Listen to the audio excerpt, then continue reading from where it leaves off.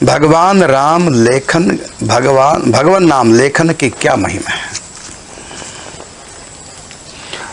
देखिए, प्रभु का नाम लो, जपो, चाहे नाम का कीर्तन करो, चाहे नाम का स्मरण करो और चाहे नाम का लेखन करो। इनकी तो सबकी महिमा है ही बराबर।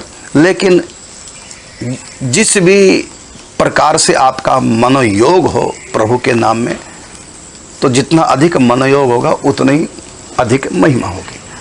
यदि आप नाम जप में आपका मन लग रहा है तो आपके लिए नाम जप की उत्तम महिमा है सबसे आगे। यदि आपका कीर्तन में ज़्यादा मन लगता है, नाम संकीर्तन में, तो उस समय संकीर्तन की आपके लिए महिमा ज़्यादा। यदि आपका नाम लिखने में मन लग रहा है तो नाम लिखने की ज़्यादा महिमा है। तो जितनी महिमा नाम की शास्त्रों में, उस सब महिमा लेखन की भी है। बस असली बात तो यह है कि श्रद्धा जिस नाम में हो, मनोयोग जिस नाम में हो, उसकी अधिक महिमा है।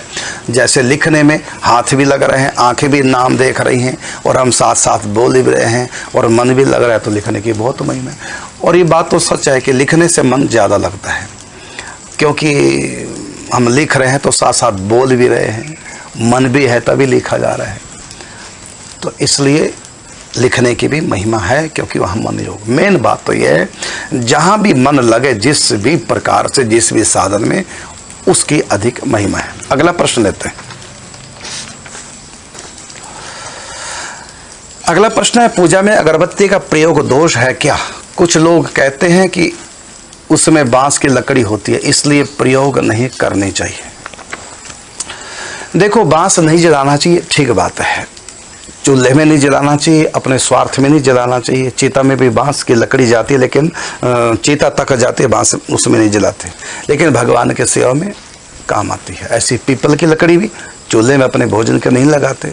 व्यक्तिगत स्वार्थ में हम पीपल की लकड़ी नहीं जलाते, लेकिन भगवान के लिए कोई भंडारा यज्ञ हो तो उसमें जला देते हैं, भगवान के लिए इस्तेमाल होती है।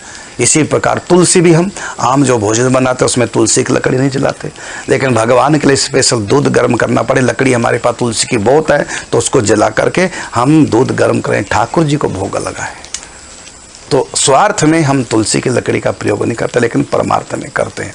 इसी प्रकार बांस का भी है, हम ठाकुर जी की सेवा में काम ले सकते हैं, अपने लिए चूल्हे में नहीं जला सकते। तो अगरबत्ती जो है, यदि आप अपने कमरे में सुगंध के लिए जला रहे हैं, अपने लिए जला रहे हैं, तो फिर ये दोष है। लेकिन आप ठाकुर जी के लिए गंध अर्पण कर रहे हैं तो फिर कोई दोष नहीं है, इसलिए आप उस समय अगरबत्ती जला सकते हैं।